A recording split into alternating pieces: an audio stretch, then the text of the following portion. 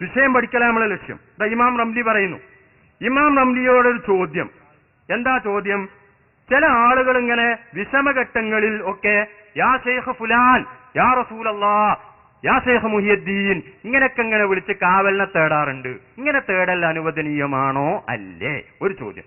രണ്ടാമത്തെ ചോദ്യം, അങ്ങനെ ചോദിച്ചാൽ അവർക്കതിന് സഹായിക്കാൻ കഴിയുമോ ഇല്ലേ? രണ്ടാമത്തെ ചോദ്യം. ഇങ്ങനെയുള്ള ചോദ്യത്തിന് മറുപടി പറയുമ്പോ ആ ചോദ്യത്തിന് അത് അനുവദനീയമാണ് എന്ന് പറഞ്ഞിട്ട് ഇമാം റംലി പറയുന്നു, വലിർ റുസുലി പ്രവാചകന്മാര്, വല്ലംബിയായി അംബിയാ മുർസലുകൾക്കും, വല്ലൗലിയായി ഔലിയാക്കൾക്കും, വസ്സാലിഹീന സജ്ജനങ്ങൾക്കും ഇഗാസത്തുൻ സഹായിക്കാൻ കഴിയും. ജീവിതകാലത്തെന്ന് മാത്രമല്ല ബഅദ മൗതിഹിം, അവർ മരണപ്പെട്ടു പോയതിന് ശേഷവും സഹായിക്കാൻ കഴിയും എന്നാണ് പറയുന്നത്. എന്താണ് ഈ ഹിജ്റ 10-ാം നൂറ്റാണ്ടിലെ മുജദ്ദിദ പറയുന്നത്? എന്താണ്? അമ്മൽ അംബിയാവു, അംബിയാക്കന്മാർ ഫലിയന്നഹും മഹ്യാഉൻ ഫീ ഖുബൂരിഹിം, അവരവരുടെ ഖബറുകളിൽ ജീവിച്ചിരിക്കുകയാണ്.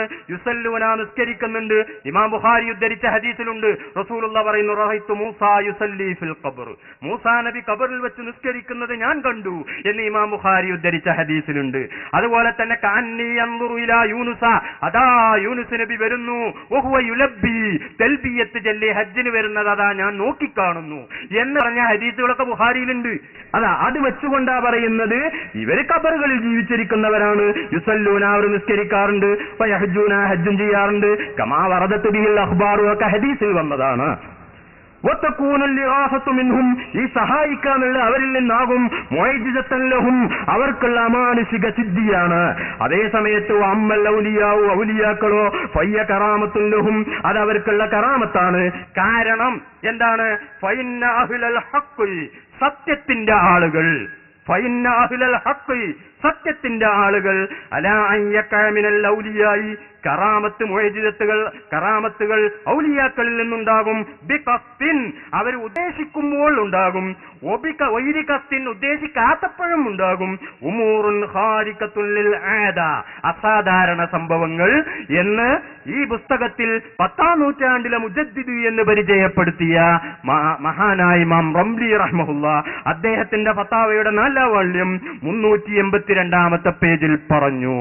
ഇനി ആയത്താളുണ്ട്. മഹാനായ ഈസാ നബി അലൈഹിസ്സലാത്തു വസ്സലാമിനോട് ഈസാ നബി അലൈഹിസ്സലാത്തു വസ്സലാം പറഞ്ഞത് കാണാം. എന്താ പറഞ്ഞ? ഈസാ നബി അലൈഹിസ്സലാമിന്റെ അമാനുഷിക സിദ്ധി എന്താണ്? വഉബ്രിഉൽ അക്മഅ വൽ അബ്റസ വവഹ്യിൽ മൗതാ ബിഇദ്നില്ലാഹ്. അതായത് ഓരോ പ്രവാചകന്മാർക്കും അവർക്ക് പ്രവാചകനാണെന്നുള്ള തെളിവിന് കൊടുക്കുന്നത് സാധാരണ നിൽക്കാനായിട്ട് കഴിയാത്തതാണ്. മൂസാ നബി അലൈഹിസ്സലാമിന്റെ കാലഘട്ടത്തിൽ സാഹിര്യങ്ങള് വലിയ ഉന്നതിയിലെത്തിക്കുന്ന ഒരു കാലമായിരുന്നു. അതുകൊണ്ട് എല്ലാ സാഹിര്യങ്ങളെയും പരാജയപ്പെടുന്ന ഒരു വടി മൂസാ നബിക്ക് കൊടുത്തത് അതുകൊണ്ടാണ്.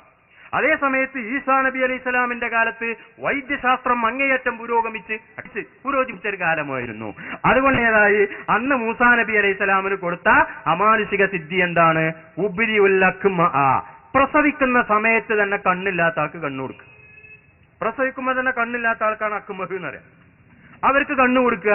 അതുപോലെ തന്നെ മറ്റൊന്ന് വല്ല അബ്രസ, വെള്ളപ്പാണ്ട് രോഗിയെ സുഖപ്പെടുത്തുക. വെള്ളപ്പാണ്ട് രോഗത്തിന് മരുന്ന് അന്നുള്ള ഡോക്ടർമാർക്ക് അതിന് മരുന്ന് കൊടുക്കാൻ കഴിയൂല. ഇന്ന് കഴിയോ? വെള്ളപ്പാണ്ടിന് മരുന്ന് കണ്ടുപിടിച്ചിട്ടുണ്ടോ? വെള്ളപ്പാണ്ടിന് മരുന്ന് കണ്ടുപിടിച്ചിട്ടുണ്ടോ ഈ കാലത്ത്?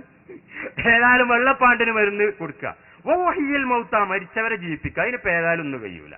വഹ്യിൽ മൗത, ഇതൊക്കെ എങ്ങനെയാണ് ചെയ്യുന്നത്? എന്റെ സ്വന്തം കഴിവുകൊണ്ടല്ല, ബിഇദ്നില്ലാഹ്, അള്ളാഹുവിന്റെ സമ്മതപ്രകാരം, അള്ളാഹുവിന്റെ വേണ്ടുക പ്രകാരം, അള്ളാഹുവിന്റെ ഉദ്ദേശപ്രകാരം. ഇതിന് പറഞ്ഞതിന് സമ്മതം എന്ന് മാത്രമല്ല അർത്ഥം, ഖളാ വേണ്ടുക എന്നർത്ഥമുണ്ട്, അതുപോലെ തന്നെ ഉദ്ദേശം എന്നർത്ഥമുണ്ട്.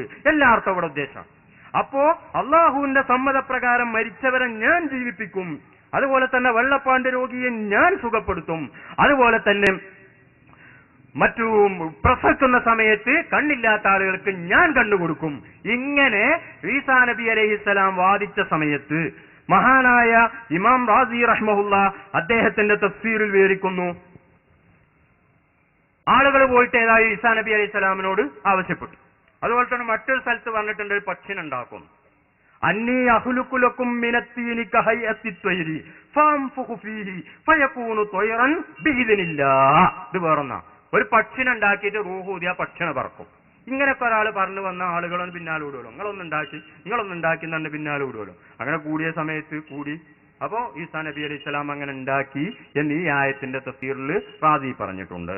ഇനി മാത്രമല്ല, ഒരു പ്രവാചകനാകണമെങ്കിൽ തന്നെ അങ്ങനെയുള്ള കഴിവുകൾ ഉണ്ടാകണം എന്ന് മഹാനായ ഇബ്നു ഹജറുൽ അസ്ഖലാനി റഹ്മഹുല്ല അദ്ദേഹത്തിന്റെ ഫതുഹുൽ ബാരിയിൽ മഹാനായ ഇമാം വസ്സാലി റഹ്മഹുല്ല തങ്ങളെ ഉദ്ധരിച്ച് പറഞ്ഞിട്ടുണ്ട്.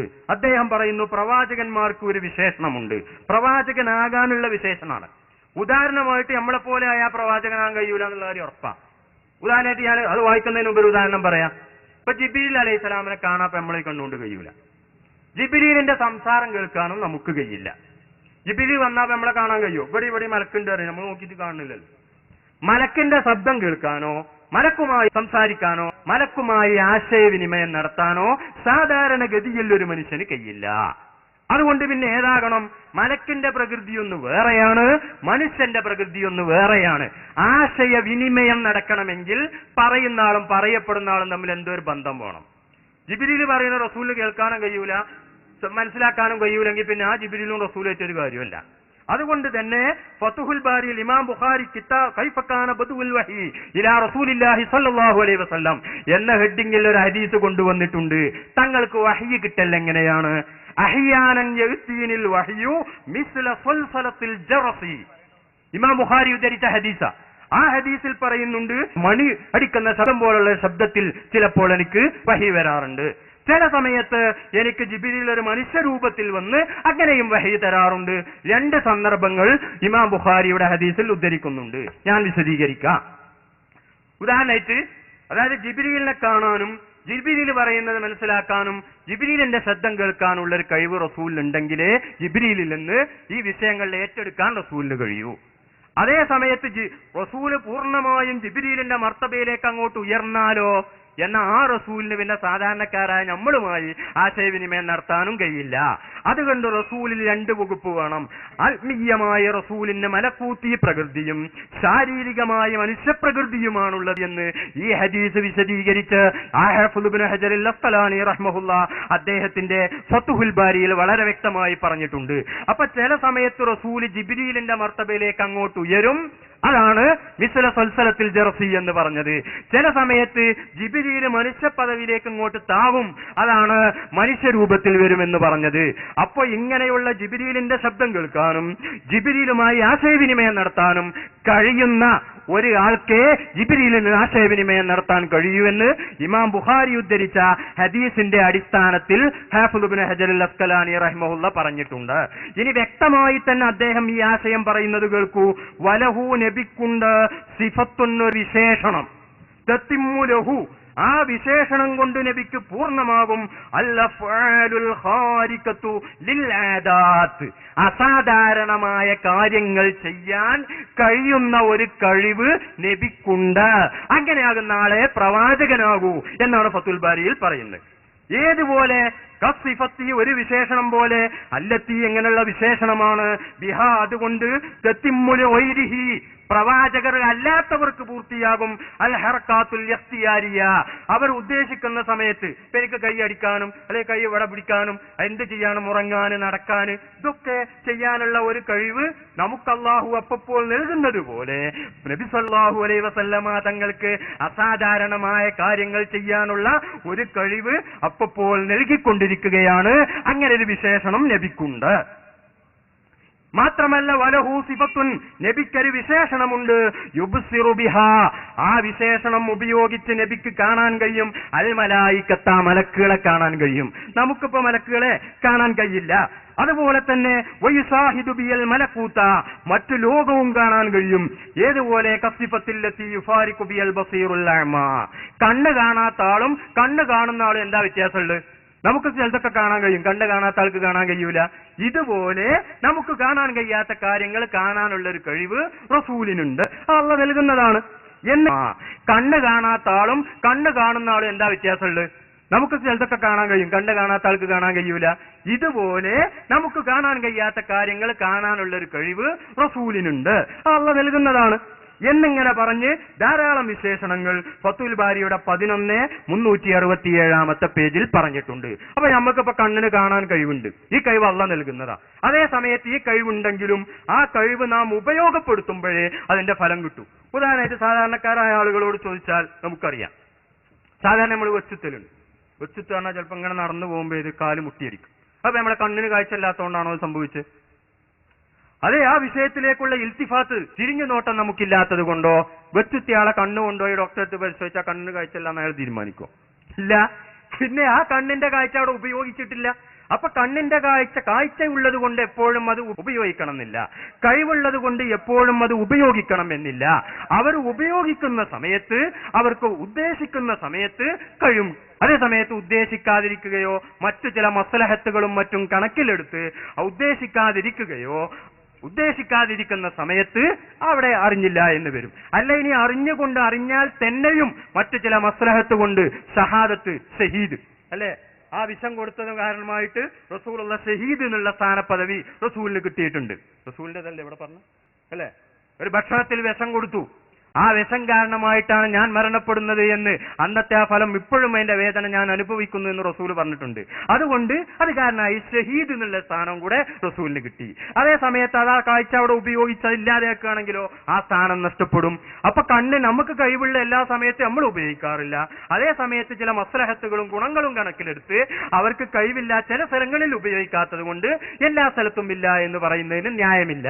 നമ്മുടെ കണ്ണിന്റെ കാഴ്ചയും എല്ലപ്പോഴും നമ്മൾ ഉപയോഗിച്ചാലേ കാണൂല. അപ്പോ അത്തരം സന്ദർഭങ്ങളൊക്കെ പണ്ഡിതന്മാർ വിശദീകരിച്ചത് അങ്ങനെയാണ്. അപ്പൊ ഞാൻ പറഞ്ഞ മറുപടിന്റെ അൽ ഹാസിൽ ഒന്നാമത്തത് ആയത്ത് ഉപരിയുല്ലക്കമ അവൽ അബ്റസ വഹയിൽ മൗതാബി ഇതിനില്ല. ആ ആയത്ത് കൊണ്ട് വ്യക്തമായിട്ട് അവർക്ക് ഉദ്ദേശിക്കുന്ന സമയത്ത് കഴിയും. സമയത്ത് ഉദ്ദേശിക്കുകയും ചെയ്യുക, ഉദ്ദേശിക്കാതിരിക്കുകയും ചെയ്യുക, അത് അവരുടെ സ്വാതന്ത്ര്യമാണ്.